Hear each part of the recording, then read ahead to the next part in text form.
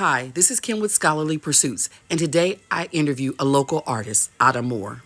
With this whole art journey, it started off when I was little. I always used to draw. Um, I remember growing up as a child, I used to watch TV and then I go back to my sketchbook, start drawing the characters, or I go on the computer, use, I don't know if you remember the paint application, and draw like the Powerpuff Girls. Like, so it just started off something small. And then as I got older, I'm like, okay, what I want to do with my life. Everybody's like, so what are you gonna do as an artist? I was like, okay. So I did web development in high school. Okay. So I was like, let me do coding and all that stuff.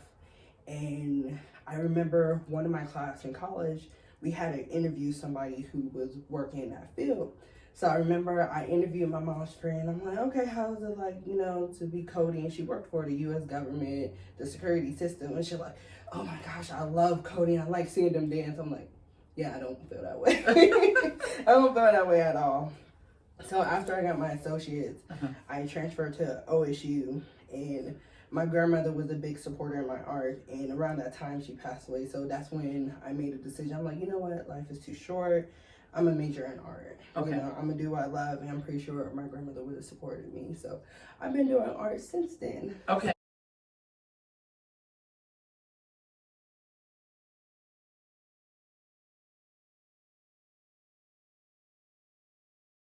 Okay. Yeah. So we don't have any of her artwork here, but I'm gonna crop some pictures of some of her artwork in the video.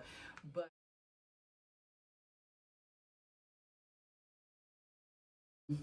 one of the things that I noticed, so I went to the gallery. Currently, your art is showing in the Streetlight Guild here in Columbus, Ohio. Correct. And how many pieces is it? 40 pieces. 40 pieces. And I just want to say the pieces are for sale if anybody is looking for some art, because it's beautiful. So here's the thing. I want to get into the mind of an artist, because I don't know no artist but you. When you are creating, because you paint, what kind of paint is it? Acrylic? Acrylic. Acrylic, okay. So when you're coming up with the idea, do you just look at the canvas and just start painting, or do you draw before you paint, like sketch it out, or what do you do? Most of the time, it start off with sketching. Okay. Sometimes I visualize something or think of a concept, and then I start sketching in my notepad, and then I put the layout on a wood panel. Okay. And then I start painting from there. So all my artwork is on wood. Okay. It's like when I was in college, I would paint on like canvas, and it was getting kind of boring to me because like that was like the typical supplies that we use. So it's just something about that sturdiness of the wood, and you can see like the texture, and you can see almost like my whole process and like the whole layout of the different layers of paint that I use, which I fell in love in. Okay. So here's the thing. Where do you get the wood from?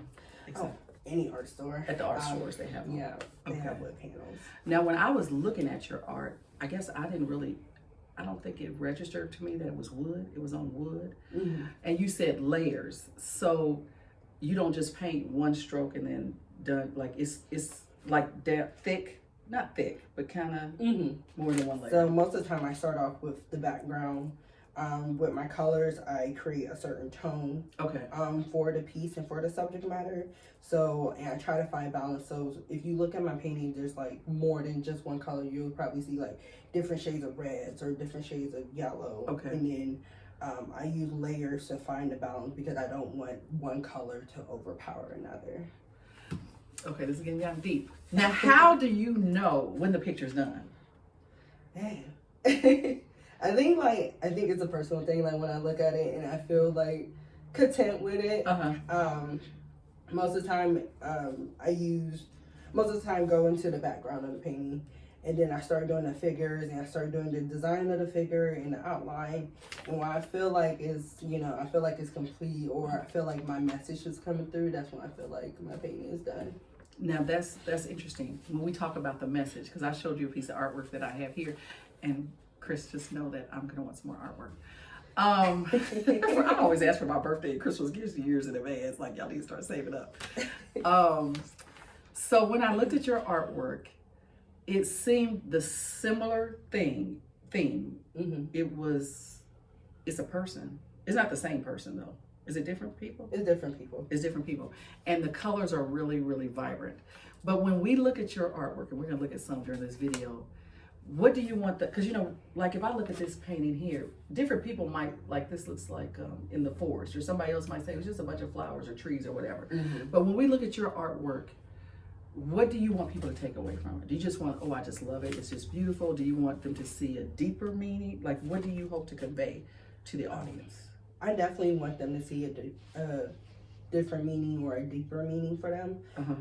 With my figures, yeah, they look kind of similar, but I use different shades of brown. So one thing about my painting, when I paint the brown figures, I create the brown. I don't go out to the store and buy brown. Okay. I mix the color up to create it. And I wanted to see, not only like Black people to see themselves, but I wanted other people as well to see it.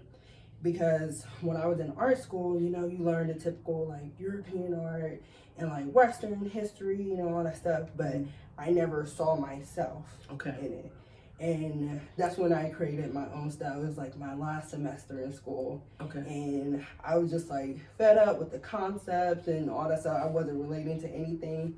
And then even with my classes, we don't really learn about Black artists. It's like, yeah, they might have mentioned Basquiat, like, at some point, but other artists that I discovered was like, oh, my professor was sliding names to me for me to look up, outside of class.